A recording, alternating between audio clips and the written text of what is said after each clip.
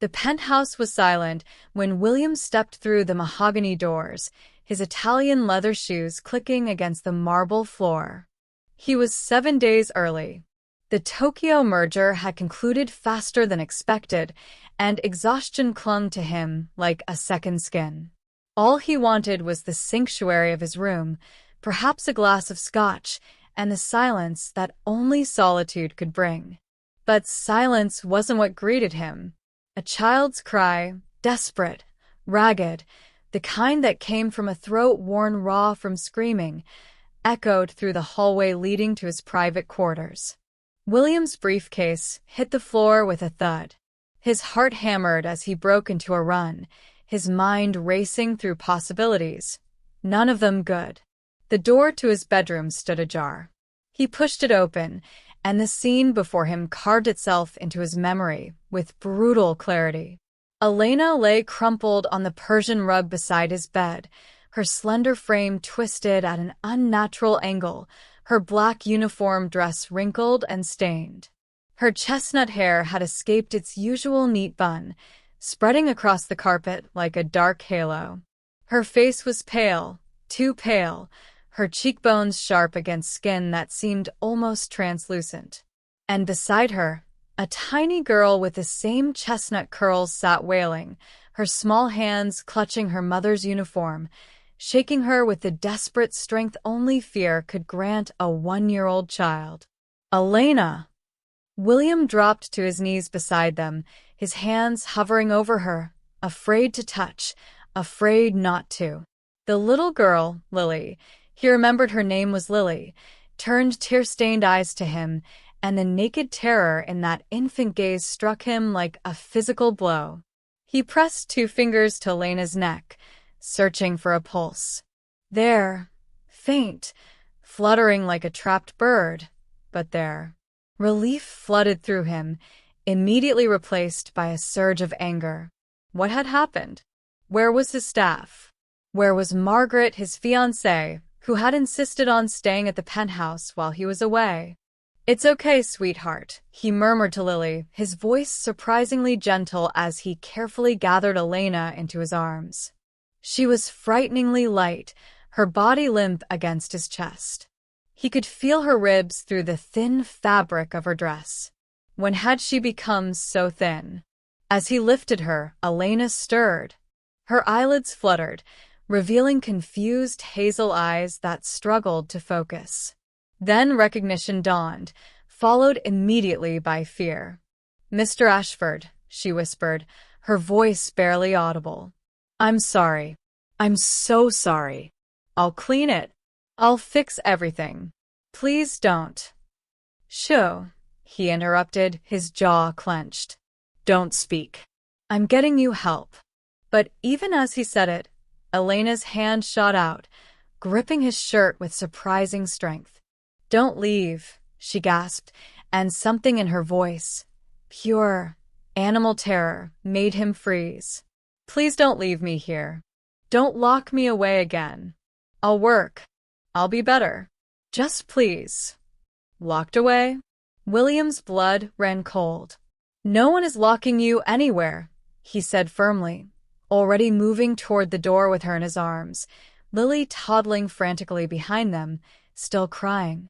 "When did you last eat?" Elena's eyes slipped closed. Her grip on his shirt weakened. Lily needed, the formula was running out. "I had to make sure she—" The words trailed off as consciousness left her again. William's mind raced as he carried her to the guest room, closer than the servants' quarters, and he'd be damned if he took her back there right now. He laid her gently on the bed, then scooped up Lily, who immediately buried her face in his shoulder, her sobs finally beginning to quiet. With one hand, he dialed his personal physician. With the other, he held the trembling child who smelled of unchanged diapers and dried tears. "Dr. Matthews, it's William Ashford. I need you at my penthouse immediately. I have a young woman, late 20s, unconscious, severely malnourished, possibly dehydrated. Yes, now. I don't care if you're at dinner. Now." He ended the call and looked down at Elena's still form. In the better light of the guest room, he could see the dark circles under her eyes, the way her uniform hung loose on a frame that had been slender but healthy just a week ago. His eyes traveled to the locked door of the storage room adjacent to his bedroom, a room that was supposed to hold nothing but seasonal decorations and old files. A room with a lock on the outside. William's hand trembled as he set Lily down on the bed beside her mother. The little girl immediately curled against Elena's side, her crying reduced to hiccuping whimpers. He strode to his bedroom, to that storage room door, and tried the handle. Locked. He retrieved the master key from his study, his movements sharp with barely contained rage. The lock clicked. The door swung open. The smell hit him first, stale air, the faint scent of human desperation. A single bare bulb hung from the ceiling. In the corner, a thin blanket lay crumpled on the floor. A plastic bowl with remnants of what might have been water sat nearby. Scratch marks marred the inside of the door, as though someone had clawed at it, trying to escape. William stood in the doorway, his hands clenched into fists at his sides, as 3 days of horror played out in his imagination. Elena, locked in this room. Lily, crying for her mother. Both of them afraid, hungry, alone in his home, his responsibility. And Margaret. Beautiful, sophisticated Margaret, who had smiled so sweetly when he'd left for Tokyo, who had kissed his cheek and promised to take care of everything while he was away. What had she done? The sound of Dr. Matthews arriving pulled him from the dark room. But as he turned to meet the physician, William made himself a promise. He would find out exactly what had happened in his absence. And someone would answer for it. Elena had called him for help with the only strength she had left. He would not fail her again. Dr. Matthews worked in efficient silence, his experienced hands checking Elena's vital signs while William stood by the window, Lily now clean and wrapped in one of his dress shirts, sleeping fitfully in his arms. The doctor had insisted on examining the child first, professional protocol, and had found her malnourished, but otherwise unharmed. Now, as he inserted an 4-line into Elena's arm, his expression grew darker. Severe dehydration, acute malnutrition, and... He paused, gently turning Elena's wrists to reveal angry red marks, ligature marks. Recent. Someone restrained her. His eyes met William's with barely concealed accusation. "Mr. Ashford, I'm legally obligated to report signs of abuse." "Then report me," William said flatly. "I'll take full responsibility. But first, save her." Dr. Matthews studied him for a long moment, then nodded slowly. "She needs hospital care. This 4 will help, but no hospitals." The voice, weak but determined, came from the bed.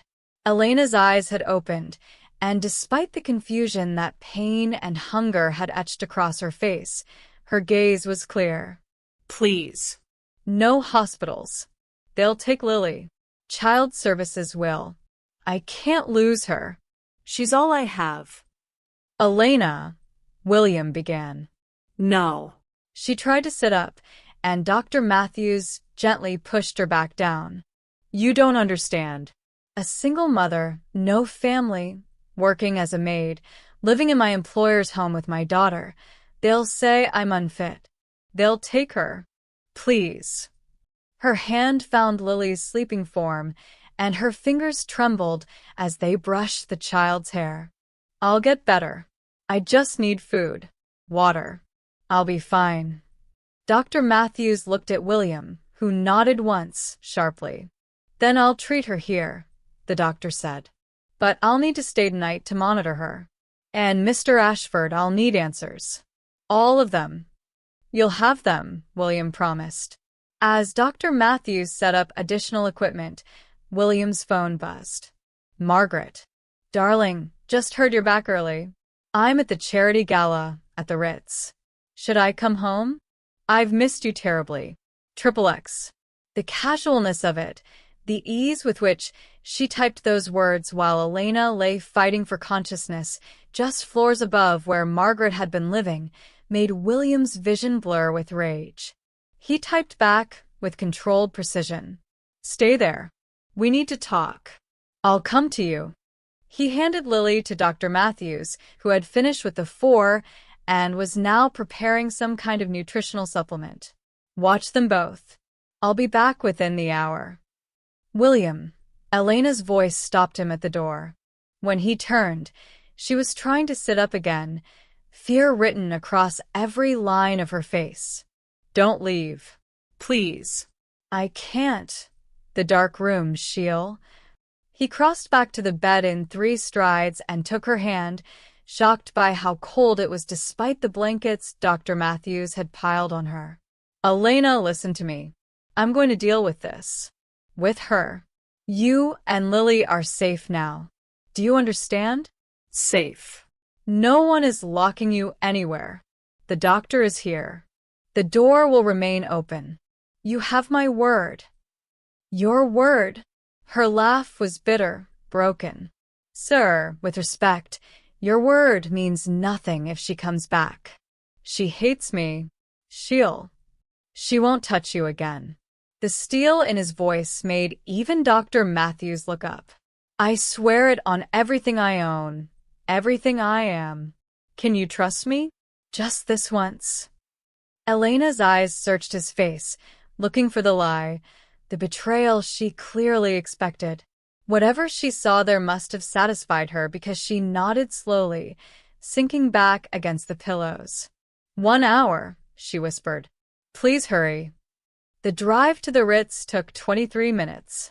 William used every second to review the security footage from his penthouse on his phone, footage he'd accessed the moment Dr. Matthews had mentioned restraint marks.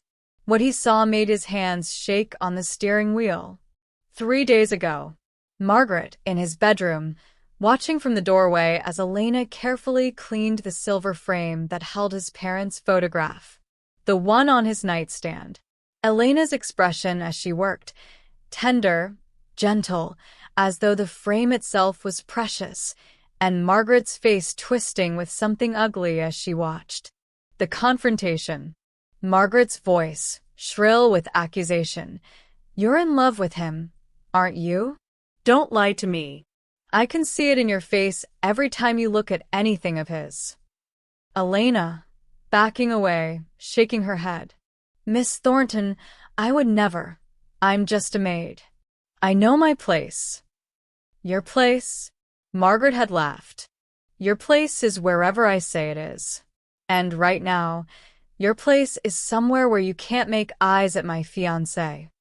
The footage showed Margaret grabbing Elena, dragging her toward the storage room. Elena fighting, calling for Lily, who was napping in the servants' quarters. Margaret shoving her inside, her voice venomous. "You want to be in William's room so badly? Fine. Stay here until he comes back. Think about what happens when maids forget their station." The lock clicking. Elena's screams, muffled by the thick door. Then, hours later, Margaret bringing Lily, crying and hungry, to the storage room, unlocking it just long enough to shove the child inside with her mother before locking it again. "Since you can't bear to be apart." The footage showed Margaret leaving the penthouse, returning twice a day to slide minimal food and water through the gap under the door, barely enough for one person, let alone 2. Showed Elena giving every scrap to her daughter. Showed her growing weaker, frilier, while Lily stayed fed. Showed Margaret smile as she locked the door each time, satisfied with her cruelty. William pulled up to the Ritz, tossed his keys to the valet, and strode through the opulent lobby to the ballroom where the charity gala was in full swing. He spotted Margaret immediately, a vision in a red Valentino gown, champagne in hand, laughing with the mayor's wife. She saw him, and her face lit up. "William, darling, you came. I wasn't expecting." He gripped her elbow, his smile not reaching his eyes. "We need to talk." Now. Privately. Something in his tone made her smile falter, but she recovered quickly, excusing herself from her companions with a practiced laugh. He led her to one of the private conference rooms off the main ballroom, closing the door behind them with a soft click that sounded like a death knell. "William, what's wrong? You look—" "I found Elena." The color drained from Margaret's face, then rushed back in a guilty flush. Oh, well. "I can explain." "Explain?" His voice was soft, deadly. "Explain how you locked a woman and her infant daughter in a storage room for 3 days? Explain the restraint marks on her wrists? Explain why she's currently on an 4-drip fighting malnutrition and dehydration." She was insolent. Margaret's voice rose, defensive. "She was in your private quarters, touching your things with this look on her face. Like she had any right. She was cleaning." Her job. "It was more than that." Margaret's beautiful face contorted with rage. "I saw how she looked at that photograph, William. Like it meant something to her. Like you meant something to her. She's a maid, for God's sake, and she thinks she can moon over you like some lovesick teenager. So you locked her away? Starved her? Terrorized a baby?" "I was protecting what's mine." Margaret stepped closer, her perfume cloying in the small room. "You're mine, William. We're engaged. And I won't have some beautiful little maid with her sad eyes and her pathetic circumstances making you feel sorry for her, making you look at her instead of me." There it was. The truth, ugly and raw. Beautiful. William repeated slowly. "That's what this was about. You were jealous?" "Of course I was jealous." Margaret shouted. "Look at her, William. Even half-starved, she's stunning. And you're kind to her in a way you've never been kind to me. I see how your expression softens when she's around. I see." "You see nothing," William interrupted, his voice like ice. "Because there's nothing to see except a hard-working woman trying to provide for her child." But you? "You saw a threat, and your solution was torture." "Don't be dramatic." "Dramatic." He pulled out his phone, playing the security footage. Made her watch all of it. Every cruel moment. Margaret's face went from defiant to pale to stricken as she watched her own actions played back. "I was angry," she whispered when it finished. "I didn't think." No. "You didn't." William pocketed his phone. "Our engagement is over, Margaret. Consider this your official notice. I'll have your belongings sent to your apartment." "You can't be serious." "Over a maid?" "William, please." "Over a human being," he corrected. "Over basic human decency. Over the fact that when I gave you my trust, you used it to commit an act of cruelty I can barely comprehend." He opened the door. "My lawyers will contact you about the ring. Don't come to the penthouse. Don't contact Elena. If you even think about retaliating, I will press charges for assault, false imprisonment, and child endangerment. Am I clear?" Margaret's face crumpled, tears streaming down her perfectly made-up face. "I love you." "No," William said quietly. "You love the idea of me, the status, the wealth. But love doesn't lock innocent people in dark rooms. Love doesn't starve babies." He left her there, sobbing in her designer gown, and drove back to his penthouse with his hands steady on the wheel and his mind already planning his next moves. He had 1 hour. He'd promised Elena 1 hour. He made it back in 53 minutes. William returned to find Dr. Matthews dozing in the armchair beside Elena's bed, his medical bag at his feet. Lily was curled against her mother's side, both of them sleeping fitfully under the soft glow of the bedside lamp. Elena's hand rested protectively over her daughter, even in sleep. He stood in the doorway, watching them, and felt something shift in his chest, a weight he hadn't known he was carrying suddenly becoming unbearable. Dr. Matthews stirred, opening his eyes. She woke up twice, he reported quietly, rising to join William in the hallway.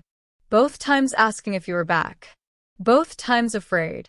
I gave her mild sedatives, but her anxiety is almost overriding them. What else? William asked because he could see there was more. The doctor's expression darkened. Aside from the obvious malnutrition and dehydration, she has bruising on her ribs, consistent with being shoved or thrown. Her wrists show signs of rope burn. She's suffering from acute stress response, what used to be called shock. And William. He paused, choosing his words carefully. She told me she gave all the food to the child. Every scrap. For 3 days, she fed her daughter and drank just enough water to survive. I've seen battlefield medics with less dedication. Will she recover? Physically? With proper care, yes. Psychologically? Dr. Matthews shook his head. That kind of trauma doesn't heal quickly.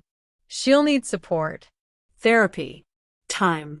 And right now, she's terrified of being alone. Classic response to imprisonment. William nodded slowly. Thank you for staying. I'll take it from here. You're not qualified. I know, but I made her a promise, and I keep my promises. He met the doctor's eyes. Send me your bill. And your silence. Can I count on that? Dr. Matthews hesitated, then nodded. She made me promise not to report this. She's more afraid of losing her daughter than she is of what was done to her. That tells me she trusts you more than the system. He gathered his bag. Don't make me regret respecting her wishes. After the doctor left, William quietly entered the guest room. Elena's eyes opened immediately, tracking him with the hypervigilance of someone who'd learned to fear closed doors and approaching footsteps. You came back, she whispered. I said I would. She's gone? Miss Thornton. She won't bother you again. I ended our engagement tonight. Elena's eyes widened, and something like guilt flickered across her face. Because of me? Sir, you shouldn't have. Not because of you. Because of her. He pulled the armchair closer to the bed, sitting down so he wasn't looming over her. Because of what she did. What she's capable of. I won't marry someone who could hurt innocent people out of jealousy or spite. Tears slipped down Elena's cheeks. I never meant to cause problems. I was just doing my job. The photograph, it was dusty, and I thought. Elena, stop. His voice was gentle but firm. You did nothing wrong. Nothing. Do you understand? What happened to you was not your fault. She turned her face away, but he could see her shoulders shaking with silent sobs. Lily stirred, whimpering, and Elena immediately pulled herself together, murmuring soft comfort to her daughter, even as her own tears continued to fall. William watched this, the way she put her child first even when she was breaking apart, and made a decision. How long have you worked for me? He asked quietly. Elena blinked, surprised by the question. 2 years, sir. Since Lily was born. 2 years, and I don't know anything about you except that you're the best employee I've ever had. You keep my home running smoothly. You never complain. You work harder than anyone on my staff. He leaned forward. Why do you need this job so desperately? She was quiet for a long moment. When she spoke, her voice was barely audible. Lily's father left when I was pregnant. My parents disowned me for having a child out of wedlock. I have no one. This job, your job, it provides housing, healthcare, enough salary to save for Lily's future. Without it, she swallowed hard. Without it, we'd be on the streets. Or worse. So I work hard. I stay invisible. I never ask for anything. Because losing this job means losing everything. Is that why you didn't report what Margaret did? Partly. She finally met his eyes. But also because no one would believe me. A maid accusing a billionaire's fiancé? They'd say I was lying, trying to extort money. They'd take Lily while they investigated. I couldn't risk it. William felt rage kindle in his chest again, not at her, but at a system that made her so powerless, so afraid. You won't lose this job, he said firmly. Not now, not ever. You have my word. But I need you to understand something, Elena. What happened to you? It can't happen again. Not just because I fired Margaret, but because you need to feel safe here. So I'm making changes. Sir. First, I'm moving you and Lily to the guest wing. Better rooms, more space, actual security. Second, I'm doubling your salary, effective immediately. Third, I'm hiring additional staff so you're not working alone. And fourth, He paused. fourth, I need you to promise me something. What? She asked warily. If anyone, and I mean anyone, makes you feel unsafe or threatened in this house again, you come directly to me. Not the house manager. Not security. Me. Can you do that? Elena stared at him as though he'd spoken a foreign language. Why? She finally whispered. Why do you care so much? It was a fair question. William thought about it, really thought about it, examining his own motivations with the same ruthless clarity he applied to business deals.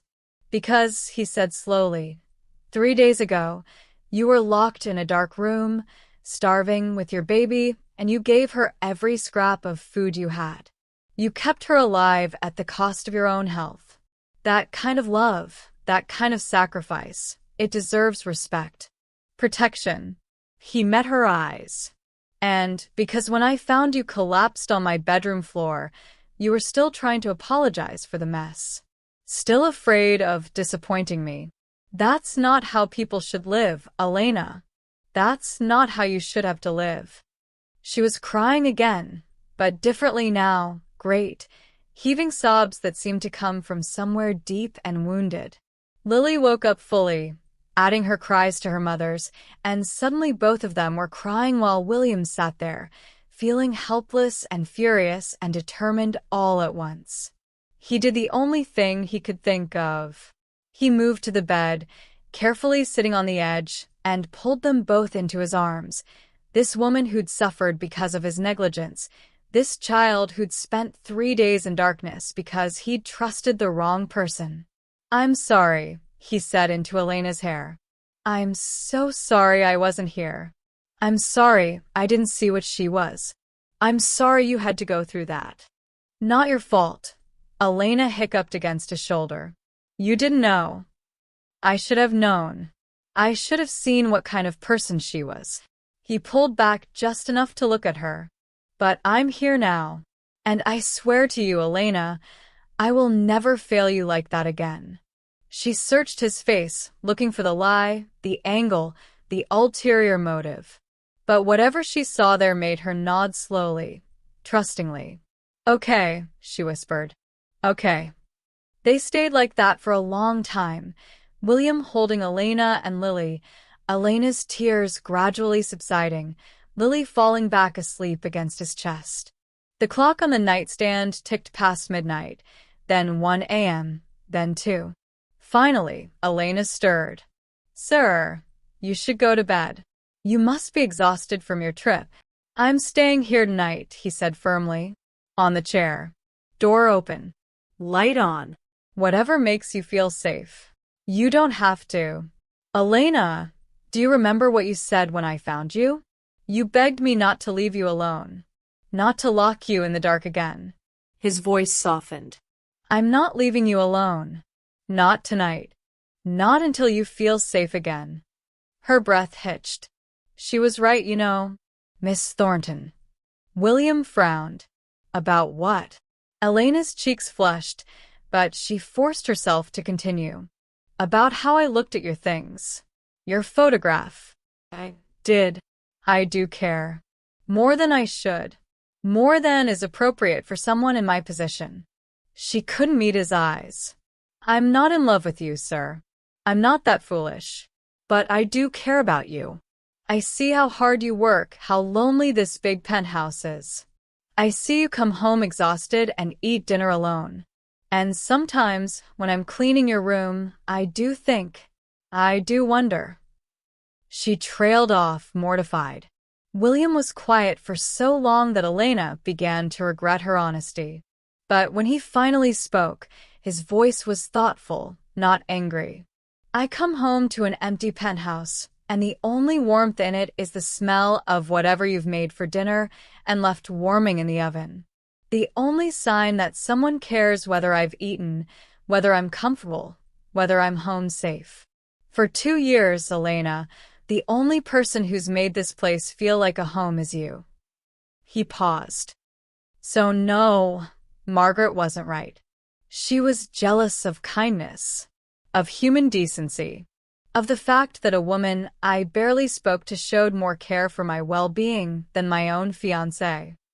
Elena finally looked at him, and what she saw in his eyes made her breath catch. Get some rest, he said gently, moving back to the armchair. We'll talk more tomorrow. About the new arrangements. About making sure you and Lily are taken care of. He smiled slightly. About a lot of things. But right now you need to sleep. Doctor's orders. Will you really stay? She asked, sounding like the frightened child she'd been just hours ago. I'll really stay. All night. I promise. Elena settled back against the pillows, Lily curled in her arms, and for the first time in 3 days, she let herself truly rest. Because for the first time in 3 days, she felt safe. And William kept his promise. He stayed in that chair all night, watching over them, and thought about the woman who'd given everything for her child, and the life he'd built that had been so hollow he hadn't even noticed it until he'd seen what real love looked like. Outside, dawn began to break over the city. But inside that room, in that moment, something else was beginning. Something fragile and precious and worth protecting. Something like hope. The next week passed in a strange, gentle rhythm that William had never experienced in his perfectly ordered, emotionally sterile life. He canceled meetings, postponed conference calls, worked from home in a way that actually meant being present at home rather than just occupying the same physical space as his staff. Elena protested every day. Sir, you have responsibilities. The Tokyo merger alone requires. My team can handle it, he'd say, not looking up from his laptop at the breakfast table, where Lily sat in a makeshift high chair, ordered and delivered within hours, throwing bits of scrambled egg at him with gleeful accuracy. But the shareholders' meeting. Postponed. The charity board expects. They can wait. Mr. Ashford. Elena set down the orange juice she'd been pouring, because despite being on mandatory rest, she couldn't seem to stop trying to work, and looked at him directly. You can't put your entire life on hold because of me.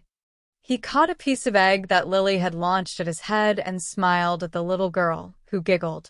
I'm not putting my life on hold. I'm reprioritizing. There's a difference. Dr. Matthews came daily for the first 3 days, monitoring Elena's recovery with professional precision and personal concern.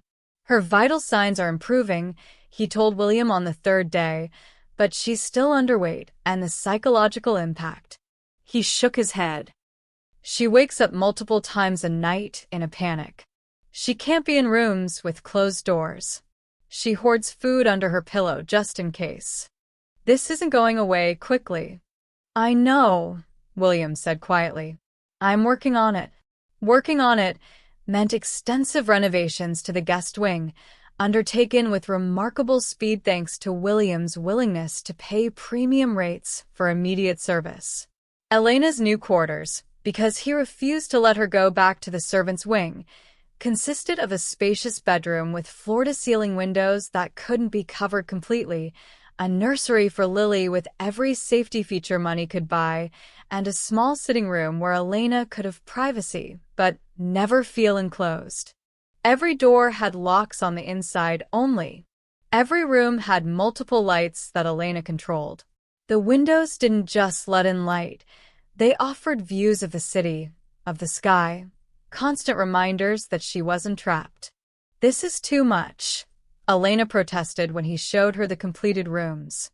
"Sir, I'm just a maid. This is—" "You're not just anything," William interrupted. "You're a valued member of my household staff, yes. But more than that, you're someone who was hurt while under my roof, under my protection. This isn't charity, Elena. This is making amends." She walked through the room slowly, touching things with tentative fingers. The soft curtains, the plush carpet, the rocking chair by Lily's crib. When she reached the sitting room and saw the bookshelf he'd had installed, stocked with books he'd noticed her reading during breaks, romances, mostly, and poetry, and books about child development, she broke down completely. "No one has ever—" She couldn't finish the sentence. William kept his distance, having learned over the past few days that Elena needed space when she was overwhelmed, needed to feel she had control over who got close to her. "You don't have to thank me. I do, though." She wiped her eyes, turning to face him. "You ended your engagement, reorganized your schedule, spent money on rooms I don't deserve. All because—" "Because you matter," he said simply. "You and Lily both matter. When are you going to believe that?" It became a pattern, that question. Every time Elena diminished herself, every time she apologized for existing, every time she tried to fade into the background like she'd been trained to do, William would ask, "When are you going to believe you matter?" Slowly, so slowly he could barely see it happening, she started to believe it. It showed in small ways. The way she began to eat meals at the table with him instead of standing in the kitchen. The way she let Lily play in the main living areas instead of confining her to their rooms. The way she started to offer opinions when he asked for them instead of just saying, "Whatever you think is best, sir." The way she started to smile. William hadn't realized how rarely she'd smiled before. Now, watching her laugh as Lily took her first wobbly steps across the living room carpet, he wondered how he'd ever miss the life that came into her face when she was happy. "She's going to be running before you know it," he commented, looking up from his tablet. "God help us both," Elena said, but she was grinning. Then she caught herself sobering. "I'm sorry. I shouldn't be letting her disturb you. I'll take her back to our rooms." "Elena." He set down the tablet. "When are you going to believe you matter?" She bit her lip. "It's hard. My whole life, I've been trained to be invisible, to not cause problems. My parents, when I told them about Lily's father, about the pregnancy, they said I was a burden, an embarrassment. They told me to leave and never come back." Her voice dropped. "And then Miss Thornton, she confirmed everything I'd always feared. That I was nothing. That I deserved—" "Stop." William stood, crossing to where she sat on the floor with Lily. He crouched down to her level. "What Margaret did to you is evil. Not deserved. Not justified. Evil. And your parents' rejection says everything about them and nothing about you." He waited until she met his eyes. "You are not a burden, Elena. You're not an embarrassment. You're a woman who made a choice to keep and raise her daughter alone, who works harder than anyone I know, who literally starved herself to keep her child fed. That's not shameful. That's heroic." Tears spilled over, and this time when they came, William didn't hesitate. He pulled her into his arms, Lily squealing happily between them, and held her while she cried. "I'm so tired," she whispered against his shoulder. "So tired of being afraid, of waiting for the other shoe to drop, of wondering when you'll decide I'm too much trouble and send us away." "Never," he said fiercely. "I will never send you away. Do you hear me? Never." She pulled back, searching his face. "Why? "Why do you care so much?" It was the same question she'd asked that first night, But now William had a better answer. Now he'd spent a week watching her heal, watching her mother her daughter, watching her slowly unfold like a flower that had been kept too long in darkness.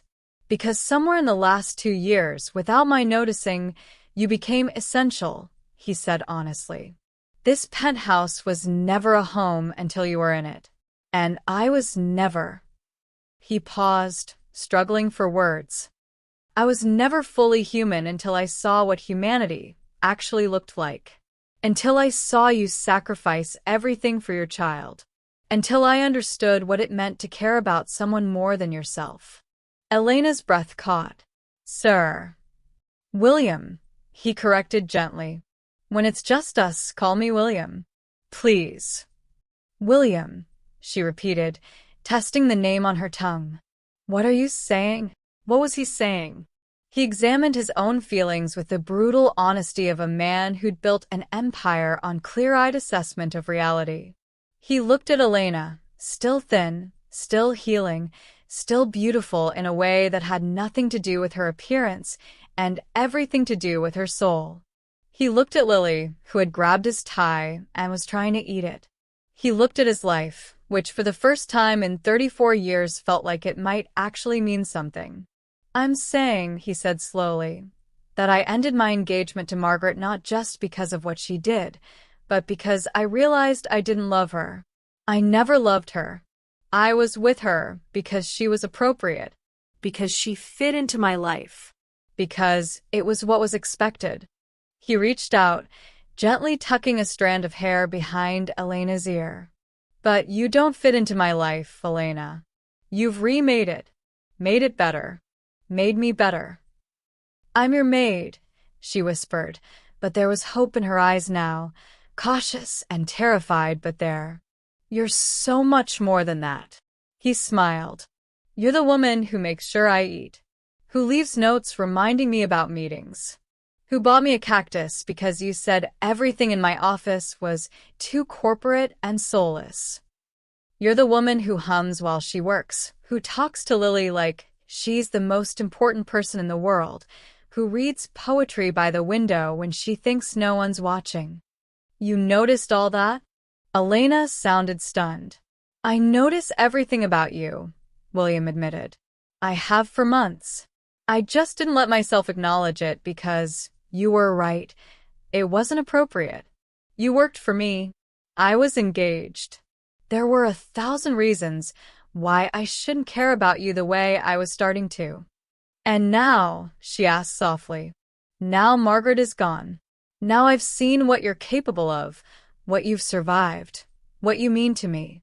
He cupped her face gently, giving her every opportunity to pull away.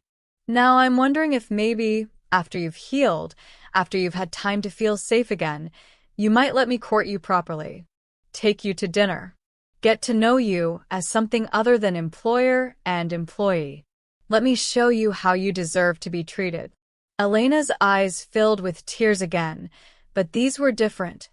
Wonder instead of pain. You want to date me? You want to? She laughed, slightly hysterical.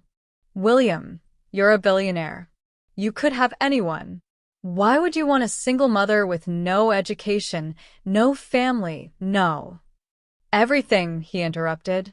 You have everything that matters. Kindness. Strength. Love. The ability to make scrambled eggs that are actually edible, which is more than my personal chef could ever manage. He smiled when she laughed. I'm not saying this has to happen now. I'm not pressuring you. God knows you've been through enough without me adding complications. But when you're ready, if you're ready, I'd like the chance to prove that you matter. To me. To Lily. To this home that's finally starting to feel like one. Lily chose that moment to grab both their faces, smashing them together in a baby's version of a kiss.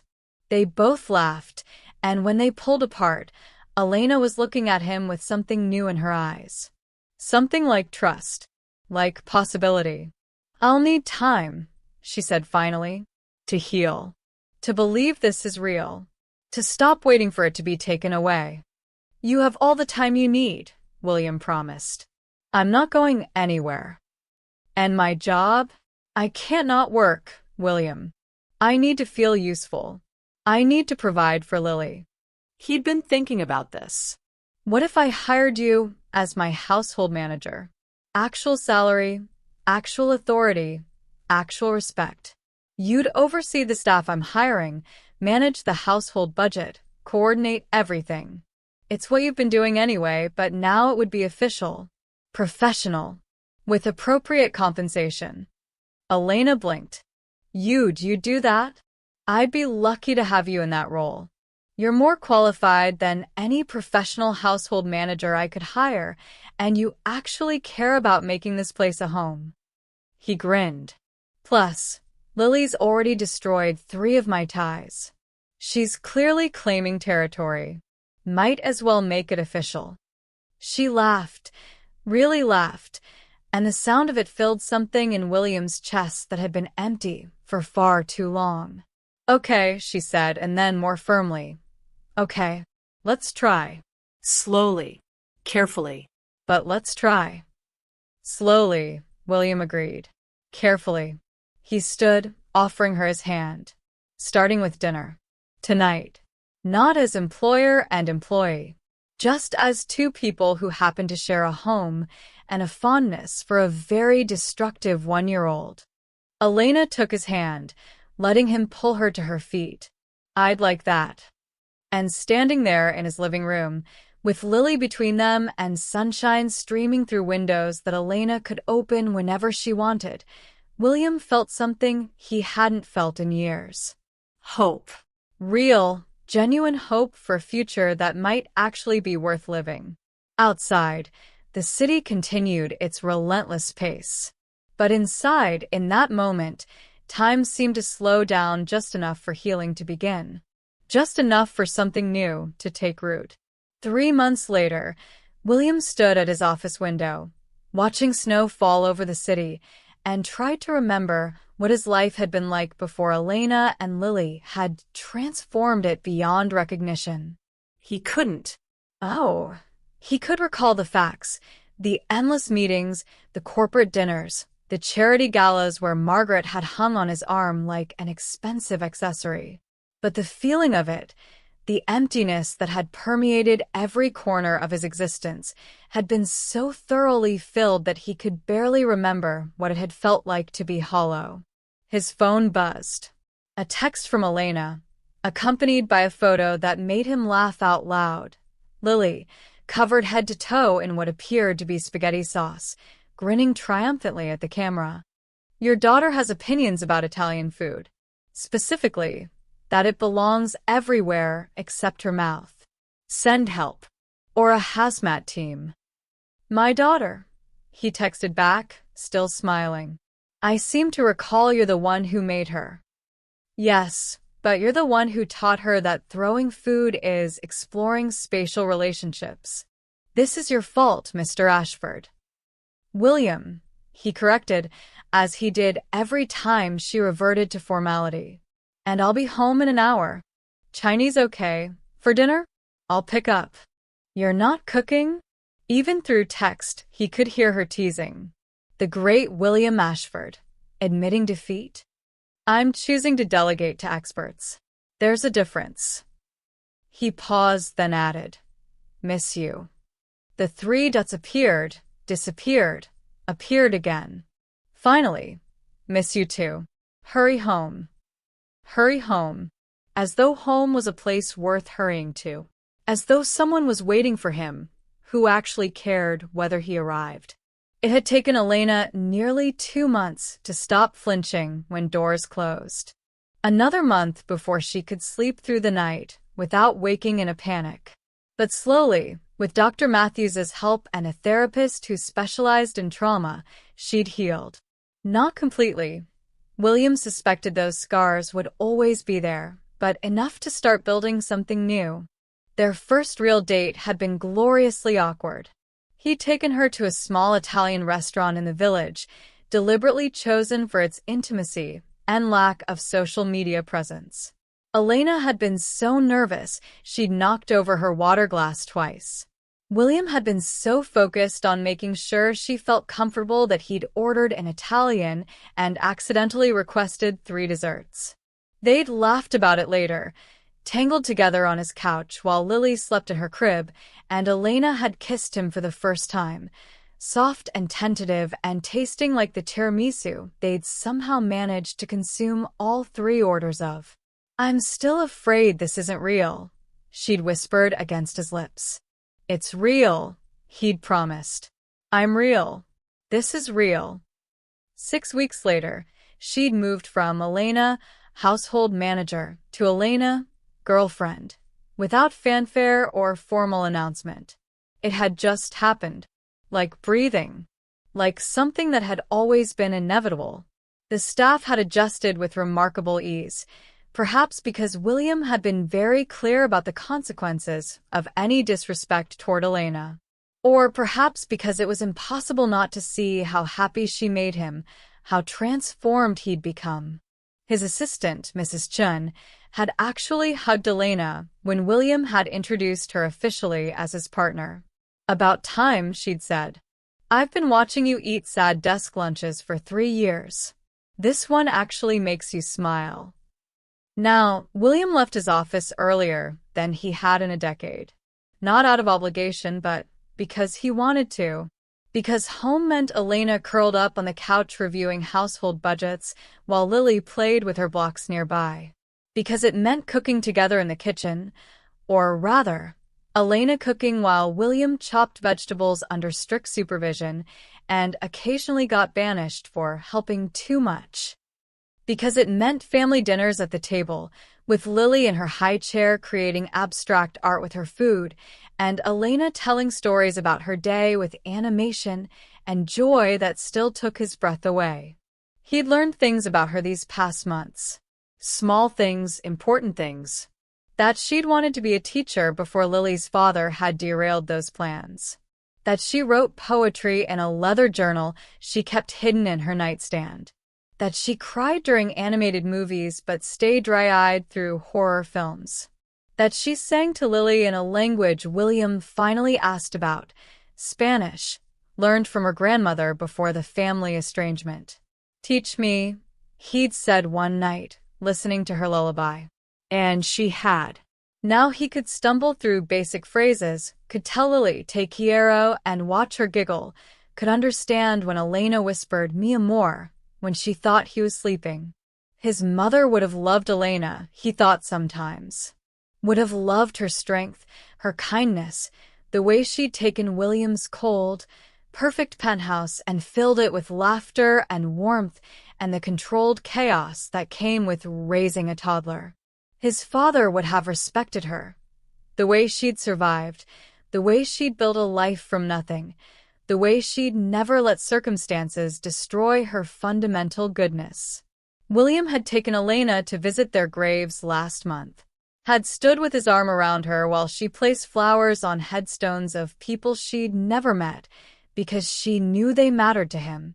"I wish I could have known them," she'd said quietly. "They would have loved you," he'd replied, meaning it with every fiber of his being.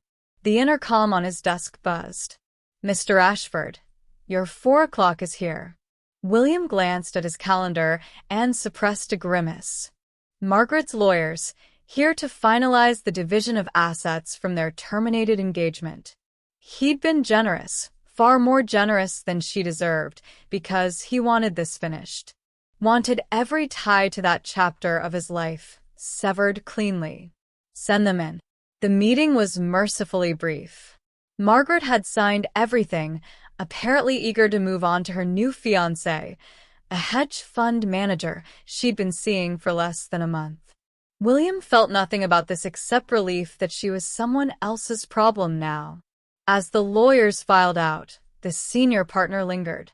"Mr. Ashford, if I may speak candidly?" "Of course." "Miss Thornton made certain allegations about your current relationship, about how it began, the appropriateness of it." The lawyer looked uncomfortable. "I wanted you to know that we've advised her that pursuing any legal action would be inadvisable, given the evidence we've seen of her own conduct." William's expression went cold. What kind of allegations? That you were having an affair with your maid. That you fired her to cover it up. That you're exploiting a vulnerable employee. The lawyer held up a hand. We know none of this is true. We have the security footage you provided, the medical records, the timeline. We told her any attempt to spread these claims would result in immediate legal action for defamation and would likely trigger criminal charges for what she did to Miss Ramirez. And she's agreed to sign a comprehensive non-disclosure agreement. She won't speak about you, Miss Ramirez, or the circumstances of your separation. Ever. The lawyer permitted himself a small smile. Though between us, I think your happiness is the best revenge. The photos from the charity gala last week, you and Miss Ramirez looked radiant. After the lawyer left, William sat at his desk, staring at nothing, feeling rage kindle in his chest again. Margaret was still trying to hurt Elena. Even now, still trying to reduce what they had to something sordid and shameful. He pulled out his phone, finding the photos from the gala. Elena in a midnight blue gown that had made her look like starlight. Her hand in his, her smile genuine, her eyes bright with happiness instead of fear. The society photographers had gone crazy, the papers full of speculation about billionaire William Ashford's mysterious new love. Elena had been terrified of the attention at first. They'll dig into my past. They'll find out about Lily's father, about my parents, about everything. Let them, William had said. You have nothing to be ashamed of. And when the stories came out, single mother, former maid, rags to riches romance, public opinion had been overwhelmingly positive. Elena's dignity, her refusal to play the victim or the gold digger, her obvious love for both William and Lily, had won people over. One particularly influential columnist had written, "In a world where billionaires usually trade up for younger models, William Ashford traded up for genuine human connection." Miss Ramirez is a reminder that true class has nothing to do with bank accounts and everything to do with character. Elena had cried when she read it. Happy tears this time. Now, gathering his things to leave, William made a mental note to have his lawyers draw up additional protective measures. If Margaret wanted to fight dirty, he'd bury her in legal consequences. Elena had suffered enough. He would not let anyone hurt her again. His phone rang. Elena's face filled the screen. A photo from last week, her laughing as Lily smashed birthday cake into her face. "Hey," he answered, warmth flooding his voice automatically. "Everything okay? Lily's asking for you. She won't eat her dinner unless you're here to make airplane sounds." He could hear the smile in her voice. "I've tried. My airplane sounds are apparently inferior. I'm leaving now. Tell her I'll be there in 20 minutes. William." Her voice softened. "I love you." He never got tired of hearing it. 3 months in, and those words still hit him like a revelation each time. "I love you too. Both of you." "Hurry home," she said, and ended the call. William grabbed his coat and briefcase, nodded to Mrs. Chun on his way out, and headed for the elevator. His phone buzzed again, a calendar reminder about the ring he'd ordered. Custom designed, a blue sapphire surrounded by diamonds that would match the dress Elena had worn to the gala. Too soon, probably. They'd only been officially together for 3 months. But William had spent 34 years making calculated decisions based on appropriate timelines and social expectations. He was done with that. He knew what he wanted.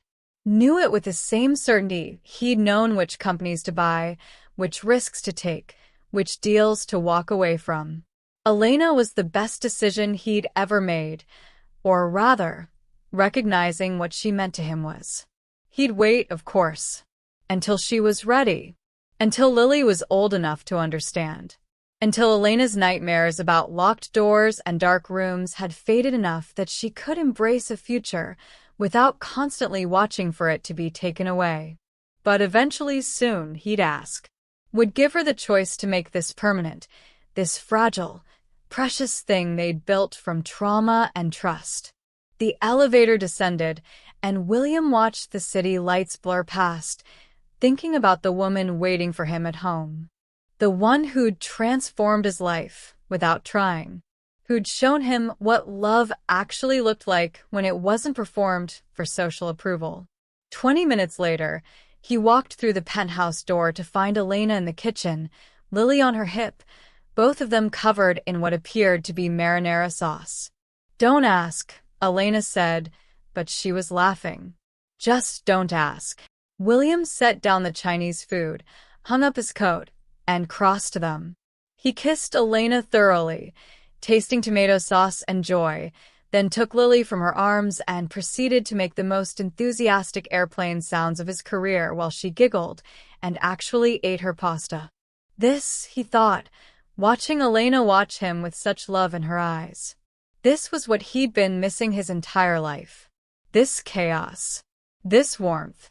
This feeling of coming home to people who actually cared that he was there. "Marry me," he said, and immediately froze, because he hadn't meant to say it out loud. Not yet. Not like this, covered in pasta sauce with Chinese takeout cooling on the counter. Elena's eyes went wide. Lily, oblivious, grabbed another fistful of pasta. What? Elena whispered. William set Lily carefully in her high chair. "That wasn't how I planned to do this. I have a ring. I was going to wait. But," he turned to face Elena fully, "but I love you. I love Lily. I want this to be permanent. I want you to be my wife, want Lily to be my daughter legally, want to build a family that actually means something. And I know it's soon, and I know you might not be ready, but..." Elena kissed him, cut off his rambling with her lips, her hands fisting in his shirt, her whole body pressed against his. When she pulled back, she was crying again, but smiling. Yes. Yes. Yes. She laughed through tears. "You idiot. Of course yes. Do you think I'd let you go after you taught me how to feel safe again? After you made me believe I deserved good things? After you loved my daughter like she was yours?" "She is mine," William said fiercely. "If you'll let me adopt her. If you'll let me be her father in every way that matters." "We'd both like that very much," Elena whispered. "Wouldn't we, Lily?" Lily, having finished her pasta, threw her sippy cup at William's head in what he chose to interpret as enthusiastic approval. They stood there in the kitchen, messy, imperfect, covered in tomato sauce and joy, and William pulled out his phone. "What are you doing?" Elena asked. "Calling my lawyer. If we're doing this, we're doing it right. Adoption papers. Marriage license. Everything legal and permanent and unbreakable." He looked at her seriously. "I want the world to know you're mine. That Lily's mine. That this family is real and protected and forever." "Forever," Elena repeated wonderingly. "I like the sound of that." "Good." He kissed her forehead. "Because you're stuck with me now. Both of you. Hope you're ready for that. I've been ready since you stayed with me that first night. Since you kept your promise." She pulled him close.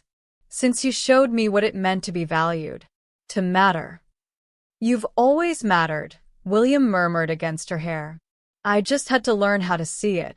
Later, after Lily was asleep and they'd cleaned up the kitchen disaster, they sat on the couch together, Elena curled against William's side, his arm around her shoulders. "I need to tell you something," she said quietly. "About what Margaret said. About how I looked at your photograph." "Elena, you don't have to." "I do." She sat up, facing him. "She was right. Not about me being in love with you, not then. But about me caring. About me looking at your things with more feeling than I should have." She took a shaky breath. "You were kind to me. You remembered my birthday. You asked about Lily. You were the first person in years who saw me as a person, not just a servant.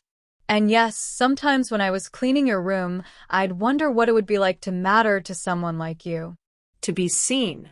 To be valued. She smiled sadly. It was pathetic, really. The maid crushing on her employer. It wasn't pathetic, William said firmly. It was human. And Elena? I noticed you too. Long before everything happened with Margaret. I noticed how you hummed while you worked. I noticed that you always made sure I had coffee in the morning even though it wasn't in your job description. I noticed how gentle you were with Lily, how patient. I noticed. He cupped her face. I noticed everything about you. And I felt guilty about it because I was engaged and you worked for me and it wasn't appropriate. But I noticed. When did you know? She asked. When did you know you wanted this? Wanted me? William thought about it. Honestly?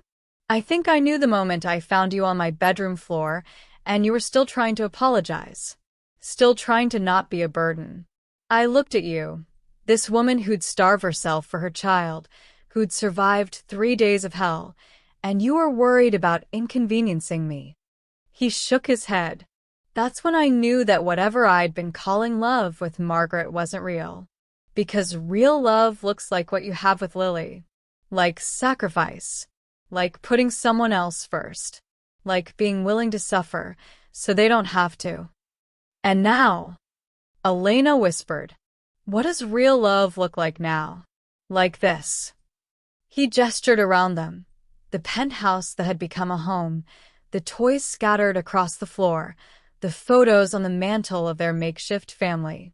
Like choosing to come home because someone's waiting. Like airplane sounds and pasta disasters and teaching each other languages. Like building something permanent out of broken pieces. Elena kissed him again, and this time it was different, deeper, more certain, full of promise. I can't wait to marry you, she murmured against his lips. I can't wait to make you Mrs. Ashford, he replied. To make Lily officially ours. To start the rest of our lives. The rest of our lives, Elena repeated, wonder in her voice. I'm going to need time to get used to that concept. Forever with someone who actually wants me. Get used to it fast, William advised, pulling her close again. Because I plan on reminding you every day for the next 50 years. At least. She laughed, that beautiful sound that had become the soundtrack of his happiness, and settled against his chest. Outside, the city continued its endless rush. But inside, in their home, time slowed down just enough for them to savor this moment. This beginning of forever. The wedding took place 6 months later, in the penthouse that had witnessed both their darkest moments and their brightest beginnings. Elena had wanted something simple, intimate, with only the people who mattered. William would have given her anything, a destination wedding, a cathedral, the works, but he understood why she wanted this. Why she needed to reclaim this space with joy. The guest list was small. Dr. Matthews, who'd become a family friend. Mrs. Chun and the household staff who'd watched their love story unfold. A handful of William's business associates who'd become genuine friends. And surprisingly, Elena's parents. That reconciliation had been William's wedding gift to her. Months of private investigators, lawyers, and eventually, his own personal intervention. He'd shown up at their home in Chicago, stood on their doorstep, and told them exactly what their daughter had become, what she'd survived, what she meant to him. You can hate me for being wealthy, he'd said calmly. You can hate that your daughter fell in love with her employer. But you will respect what she's overcome. And you will acknowledge that your granddaughter deserves to know her family. Elena's mother had cried. Her father had been silent for a long time. But they'd come to the wedding, had held Lily with trembling hands, and apologized to Elena with words that came hard but were genuine. Now, standing in front of a judge, because Elena had wanted legal and binding, not just symbolic, William watched his bride walk toward him and thought his heart might actually stop from the intensity of his joy. She wore cream instead of white, a simple dress that flowed around her like water, her hair loose around her shoulders the way he loved it. Lily toddled beside her in a matching dress, holding Elena's hand and occasionally stopping to wave at guests. When Elena reached him, she was crying. Happy tears. William had learned to recognize them. "You look beautiful," he whispered. "You're biased," she whispered back. "Absolutely," he agreed. "Get used to it." The ceremony was brief, the vows traditional except for one addition William had insisted on. When the judge asked if anyone objected, William had turned to Lily, who was sitting in Elena's mother's lap. "Lily Grace Ramirez," he said formally, loud enough for everyone to hear. "I'm about to marry your mother and adopt you as my daughter. Do you approve?" Lily, who'd been prepped for this moment, clapped her hands and yelled, "Dada!" It was the first time she'd called him that. William's vision blurred, and he heard Elena sob beside him. The guests laughed through their own tears. "I'll take that as a yes," the judge said, smiling. When it was done, when they'd signed the papers that made them husband and wife, when the adoption decree had been witnessed and filed, William pulled Elena into his arms and kissed her as his wife for the first time. "Mrs. Ashford," he murmured against her lips. "Mr. Ashford," she replied, and then they were both laughing, crying, holding each other while their guests applauded, and Lily demanded to be included in the hug. The reception was held in the same penthouse, transformed with flowers and lights and all the warmth that money could buy, but that Elena's touch had made genuine. They danced, William and Elena first, then Elena with her father, then William with Lily standing on his feet, giggling as he spun her around. Dr. Matthews approached William during a quiet moment, a knowing smile on his face. "You know, when I first met her, I wasn't sure she'd recover. The trauma was severe." "But she did," William said, watching Elena laugh with her mother across the room. "She did. Because she had someone willing to stay. Someone who didn't leave when things got hard." The doctor clapped William on the shoulder. "That's what healing looks like. Not just medical intervention, but presence, commitment, love." "I'm the one who got healed," William said quietly. "She taught me how to be human again." Later, when the guests had left and Lily was asleep in her room, now officially the nursery of their daughter, not just Elena's child, William found Elena on the balcony, looking out over the city. "Happy?" he asked, wrapping his arms around her from behind. "More than I ever thought possible," she admitted, leaning back against him. "Sometimes I still can't believe this is real. That I get to keep this." "You get to keep this," he confirmed. "For the rest of our lives." "William." She turned in his arms. "Can I tell you something? Something I've never told anyone. Always. That first night, when you found me on your bedroom floor, I'd given up. I'd used the last of my strength to keep Lily alive, and I was ready to let go. I figured you'd find us eventually, someone would take care of Lily, and I'd just..." She swallowed hard. "I'd just stop fighting." William's arms tightened around her, fierce and protective. "But then you picked me up," Elena continued. "And you promised you wouldn't leave. And for some reason, I believed you. Even though I had no reason to trust anyone, I believed you. And that promise, that stupid, simple promise to stay, gave me a reason to fight again." "Elena, let me finish." She smiled through tears. "You saved my life that night, not just by getting me medical help, but by seeing me, by treating me like I mattered, by keeping your word when you could have just handed me off to staff and walked away." She cupped his face. "You gave me back my humanity, my hope, my belief that good things could happen to people like me." "Good things should happen to you," William said fiercely. You deserve every good thing in the world. I have them now. She gestured around them. The penthouse, the life they'd built, their sleeping daughter inside. I have more than I ever dreamed. And it's all because a billionaire found his maid collapsed on his bedroom floor and decided she was worth saving. You saved yourself, William corrected. You're the one who survived. I just had the privilege of witnessing it, of being part of your healing. They stood together in the night air, husband and wife now, looking out over the city that had witnessed their transformation. From employer and employee to partners. From strangers to soulmates. From broken pieces to something whole and beautiful and permanent. What are you thinking? Elena asked eventually. William considered the question. I'm thinking about that day I came home early from Tokyo. How I was exhausted and angry and just wanted to be alone. How if I'd come home when I was supposed to, I would have missed you. Would have let Margaret's cruelty continue unchecked. How different everything would be if I hadn't walked through that door at exactly that moment. Fate, Elena said softly. Chance, William countered. But what we did with it, that was choice. I chose to stay. You chose to trust. We chose each other. He kissed her forehead. And I'll keep choosing you. Every day. For the rest of our lives. Even when Lily's a teenager and hates us both? Especially then.